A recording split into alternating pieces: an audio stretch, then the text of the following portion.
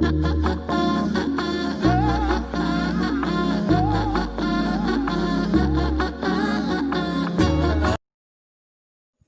हो बच्चों। मैं परमानंद साहू अपने YouTube चैनल में आपका स्वागत करता हूं। आज 12वीं क्लास का फिजिक्स पढ़ेंगे हम लोग, भौतिकी, जिसमें फर्स्ट चैप्टर है आपका इलेक्ट्रोस्टैटिक्स, स्थिर वैद्युत।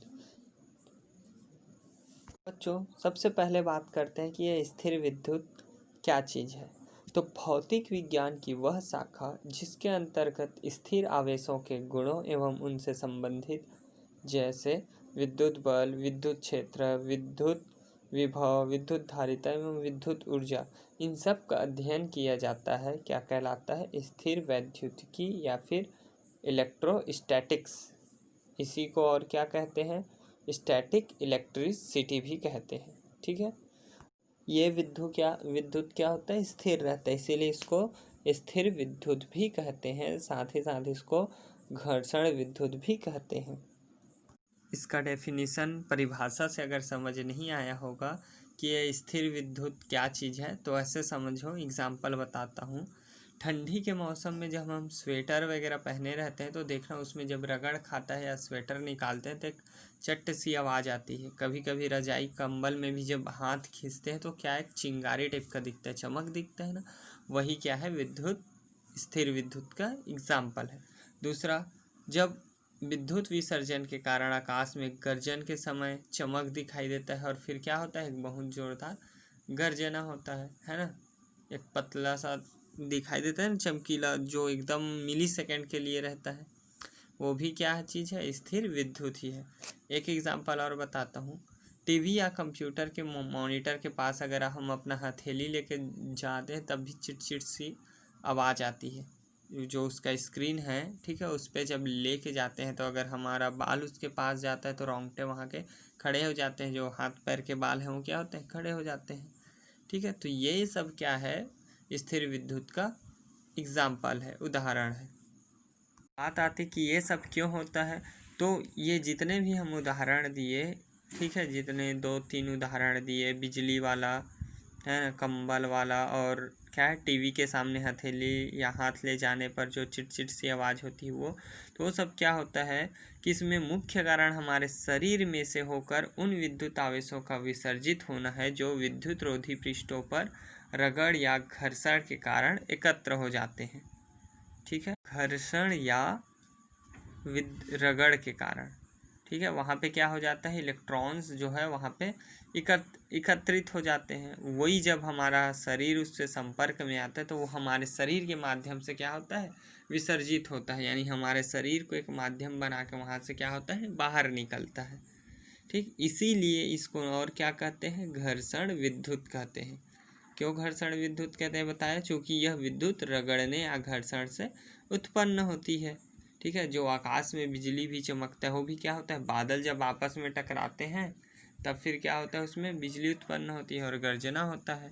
ठीक, अब आते हैं घर्षण विद्युत, फ्रिक्शनल इलेक्ट्रिसिटी। जैसा कि मैंने कहा कि ये स्थिर विद्युत को ही क्या बोलते हैं? घर्षण विद्युत बोलते हैं।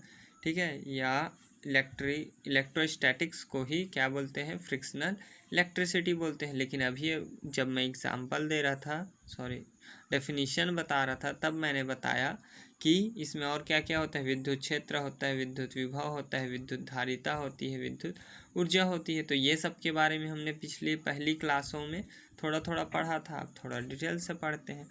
ठीक है, तो आते हैं कि इसमें घर्षण विद्युत में फ्रिक्शनल इलेक्ट्रिसिटी। साधारण अनुभव की बात है कि जब हम सूखे बालों पर कंघी करते हैं तो कंघी में कागज के छोटे छोटे टुकड़ों को अपनी ओर आकर्षित करने का गुण उत्पन्न होता है। बचपन में बहुत किए हैं, स्कूल टाइम में पेन से करते थे, बालों में घिसते थे, उसके बाद जो कागज़ के छोटे टुकड़े होते थे वो उसमें क्या होते थे? जब उसके पास ला जाते थे संपर्क में तो वो उससे चिपक जाता था। क्यों ऐसा होता था? क्योंकि उसमें क्या आता था? आकर्षण का गुण उत्पन्न हो जाता था। ये आकर्षण जो है वो गुरुत्वाकर्षण के से क्या होता है? भिन्न होता है। और इसे सबसे पहले किसने बताया था? थेल्स ने, जो यूनान के विज्ञान के संस्थापक माने जाते हैं, यूनानी विज्ञान के। ठीक है, सन 1646 में सर थॉमस ब्राउन ने उस ऊर्जा को जिसके कारण किसी पदार्थ को रगड़ने पर उसमें आकर्षण का गुण उत्पन्न हो जाता है, विद्युत या इलेक्ट्रिसिटी के नाम से संबोधित किया। यहाँ 3 पॉइंट है। पहला सन 1646, दूसरा सर थॉमस ब्राउन और तीसरा इलेक्ट्रिसिटी। यानी इलेक्ट्रिसिटी नाम जो है सबसे पहले किसने दिया? सर थॉमस ब्राउन ने दिया। ठीक है, कि रगड़ने से, अगर किसी पदार्थ को रगड़ने से उसमें अगर आकर्षण का गुण उत्पन्न होता है तो उसको क्या कहते हैं? इलेक्ट्रिसिटी कहते हैं। विद्युत या इलेक्ट्रिसिटी शब्द की उत्पत्ति एम्बर से हुई है, और एम्बर में ग्रीक का मतलब क्या होता है? इलेक्ट्रम। एम्बर ग्रीक शब्द है और उसका मतलब क्या होता है? इलेक्ट्रम होता है। चलिए अब बात करते हैं विद्युत ऊर्जा की।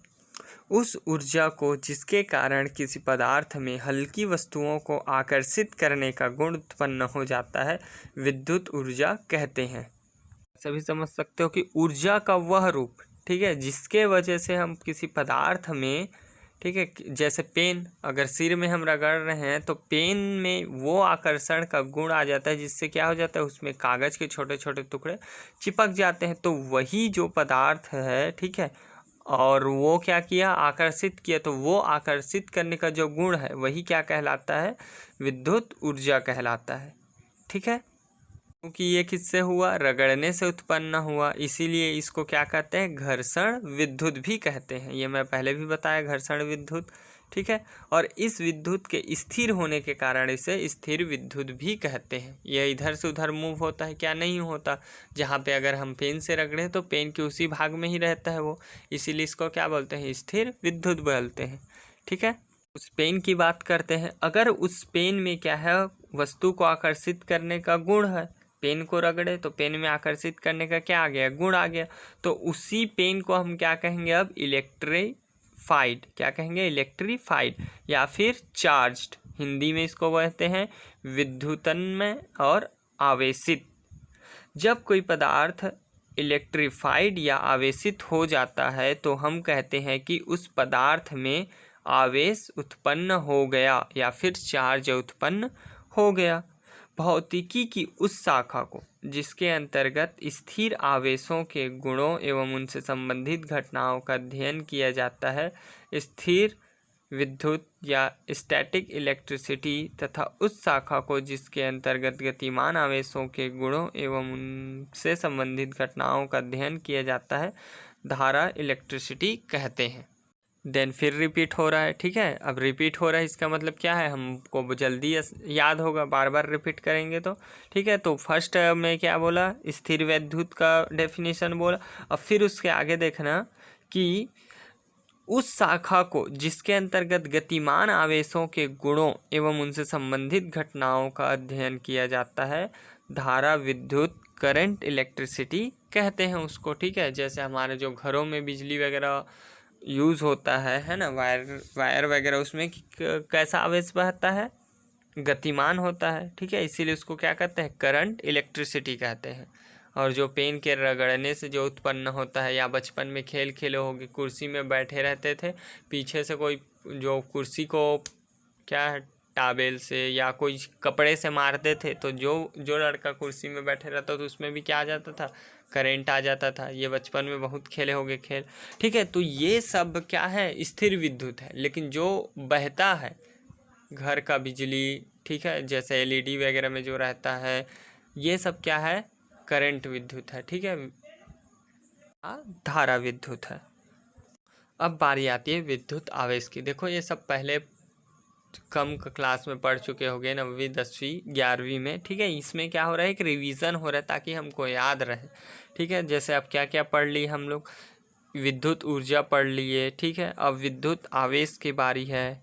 तो विद्युत आवेश क्या होता है? विद्युत आवेश प्रत्येक मूल कणों का एक अंतर्निहित गुण है, जिसके प्रत्येक पदार्थ के परमाणु के इलेक्ट्रॉन व प्रोटॉन के कारण वह विद्युत बल आरोपित कर सकता है तथा विद्युत बल पर प्रतिक्रिया बल भी आरोपित करता है। देखो क्या लिखा है इलेक्ट्रिक चार्ज के बारे में। क्या कहता है कि जो विद्युत आवेश है वो जितने भी मूल कण हैं, मूल कण यानी कि जिससे शुरुआत हुई, सबसे छोटा कण, ठीक है, उसमें क्या होता है, उसमें अंतर्निहित एक गुण होता है, और वो कौन सा गुण है, परमाणु के अंदर इलेक्ट्रॉन और प्रोटॉन के कारण जो बल लगता है इलेक्ट्रॉन और प्रोटॉन में, ठीक है, एक दूसरे को क्या करते हैं, आकर्षित करते हैं। तो इसमें आकर्षण का जो बल होता है उसी के थ्रू क्या पैदा होता है, विद्युत। तो क्या लगाते हैं, वो बल लगाते हैं, इसीलिए उसको क्या कहा जाता है, विद्युत बल कहा जाता है। ठीक है, और इसमें क्या होता है, विद्युत बल पर प्रतिक्रिया बल भी आरोपित करता है, क्योंकि जैसे क्रिया होगी उसके विपरीत क्या होती है, और उतना ही बराबर में क्रिया होता है। ठीक है, ये क्या है, न्यूटन की गति का तीसरा नियम है। इलेक्ट्रिक चार्ज जो होता है, आवेश जो होता है, क्या होता है, या तो धन होगा या ऋण आवेश होगा, दो ही आवेश तो होता है। ठीक है, अब विद्युत आवेश का क्या है, एक कैसी राशि है, अदिश राशि है। इसका ए साई मात्रक क्या होता है, कूलाम होता है। विराम में विद्युत आवेश को स्थैतिक आवेश भी कहते हैं।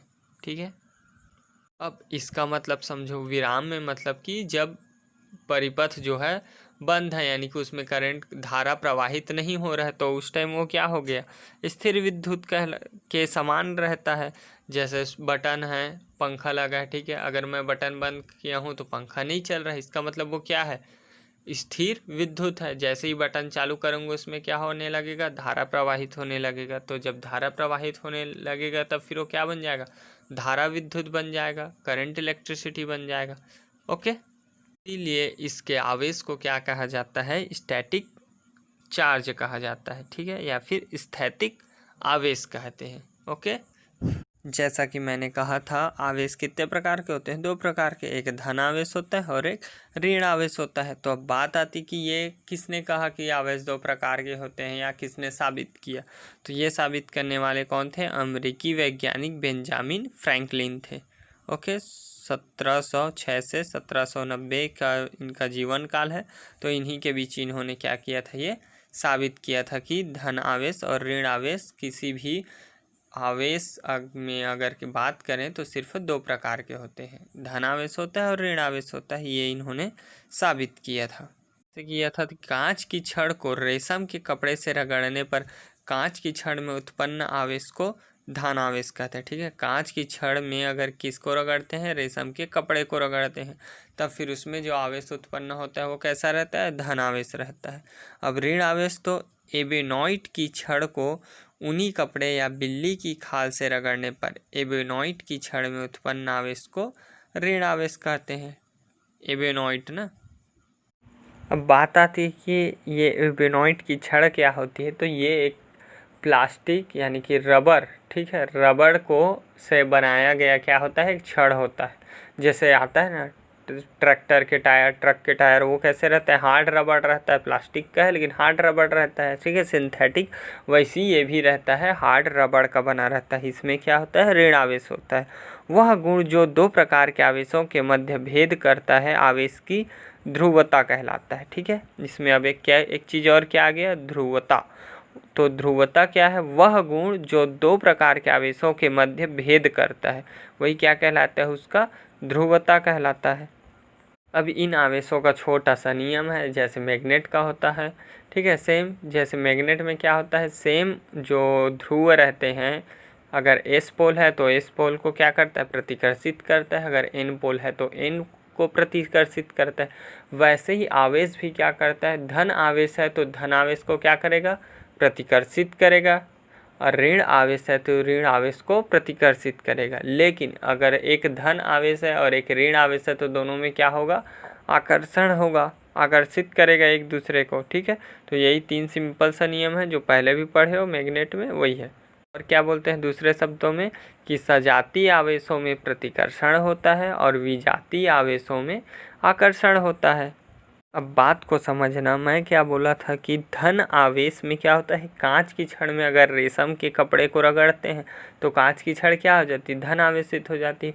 लेकिन इसके साथ ही साथ जो रेशम का कपड़ा रहता है वो क्या हो जाता है, ऋण आवेशित हो जाता है, क्योंकि उसमें का जो कांच की छड़ है उसमें का आवेश निकल के किस में चला गया, ऊन के कपड़े में चला गया, रेशम के कपड़े में चला गया। तो इसीलिए जो हमारा कांच है वो क्या हो गया, धन आवेशित हो गया, और जो ऊनी कपड़ा है वो क्या हो गया, रेशम का जो कपड़ा है वो क्या हो गया, ऋण आवेशित हो गया। तो हमेशा याद रखना, अगर कहीं रगड़ कर रहे हैं, घर्षण कर रहे हैं, अगर एक में प्लस आवेश आता है तो निश्चित ही दूसरे कपड़े में ये या दूसरा जो वस्तु है उसमें क्या आएगा, ऋण आवेश आएगा, क्योंकि इसमें क्या होता है, आवेश का ट्रांसफ़र हो जाता है।